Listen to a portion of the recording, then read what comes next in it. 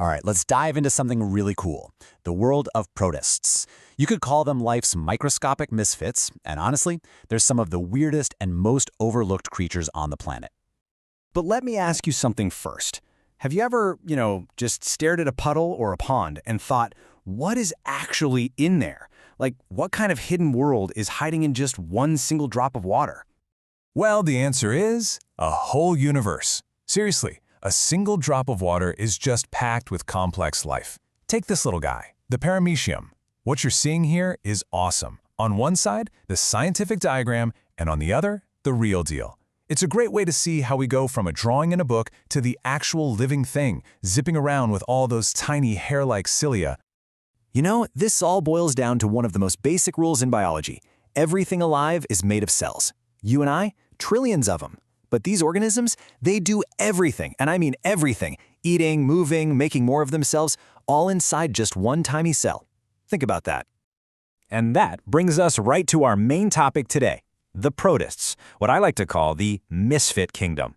And trust me, they've earned that nickname, as you're about to find out. Okay, so what in the world is a protist anyway?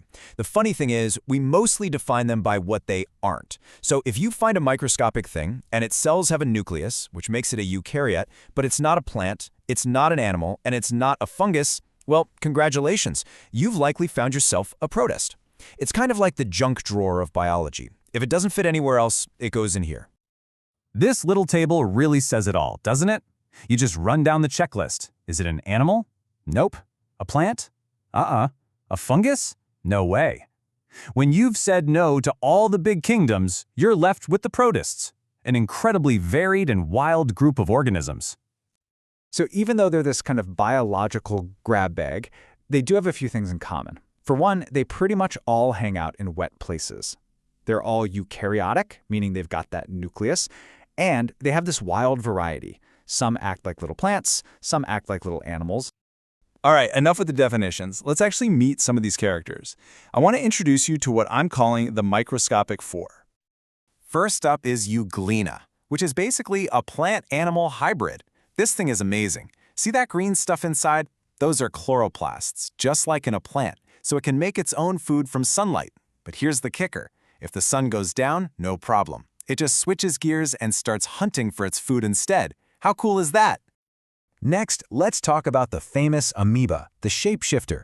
It's really just a little blob of jelly, always changing its shape. To get around or grab a meal, it just stretches out parts of its body. These stretches are called pseudopods, which is a fancy way of saying false feet. And hey, here's our friend from the first slide, the paramecium, the slipper swimmer. You can see where it gets its name, right? It's got that classic slipper shape. And it's covered, just absolutely covered, in hundreds of these tiny hairs called cilia. They all beat together perfectly to shoot it through the water. It's like a tiny, living speedboat. And finally, we've got the outlier, the one that kind of breaks the mold, Volvix. This is the colonial team. See, this isn't just one cell, it's a whole colony, hundreds or even thousands of individual cells all living together in this beautiful hollow ball. And they're not just roommates, they're a team. They're all connected, working together to move. It's really a fascinating look at how more complex, multi-celled life might have gotten its start. Okay, so we've met them, but how do they actually survive out there? Well, each one has its own set of amazing tricks and tools. You could almost call them superpowers of the microworld. Look, when you're that small, one thing matters above all else. Movement. Movement is everything. It's how you find lunch and how you avoid becoming lunch. And right away, we see a couple of totally different strategies. On one hand, you have the Euglena with its flagellum. It's like a single, long whip of a tail that it uses to pull itself along. Then you've got the paramecium, which is completely different. It uses hundreds of those little cilia beating like tiny oars on a Roman galley, which gives it much finer control over where it's going. But get this, those cilia on the paramecium are like a Swiss Army knife. They're not just for swimming, they also create little whirlpools that sweep food right into its mouth. Compare that to the amoeba's technique, which is way more direct. It just oozes forward with its false feet and, well, it just wraps itself around its meal and absorbs it. Simple, but effective. And then you have the amazing teamwork of Volvox. It really is about working together. Like it says here, each cell has a flagellum, and they work together to move the whole colony. Can you imagine that coordination? It's what allows this perfect green sphere to just roll so gracefully through the water. Okay, so all this moving around burns a lot of energy. So how do they fuel up? Well, there are basically a few different playbooks. You can either make it or take it. The makers are the autotrophs, like euglena and volvox, which make their own food using sunlight. Then you have the takers, the heterotrophs, like the amoeba and paramecium, who have to go out and hunt. And then there's the show-off, euglena, which can do both. If there's sun, it makes its own food. If not, it goes hunting. So versatile. So let's just zoom out for a second and think about the big picture here. What this all shows is that even though these organisms are tiny, they have a huge impact. They show us just how incredibly diverse the strategies for life can be.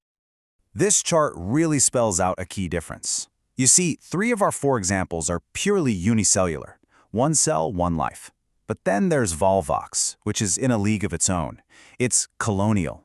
And that's so important, because it might just be a window into the past, showing us how life took that giant leap from single cells to complex, multicellular creatures like us. So, when it's all said and done, what are the big takeaways? Well, first, protists really are the ultimate misfits of biology. It's their diversity that defines them. Second, these are not simple little blobs. They're seriously complex survival machines packed into a single cell.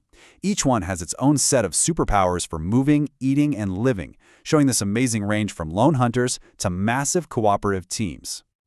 And that leaves us with one last question to chew on. If a single cell can be this complex, this specialized, and this fascinating, it really makes you wonder, doesn't it? What other microscopic misfits are just waiting out there for us to find?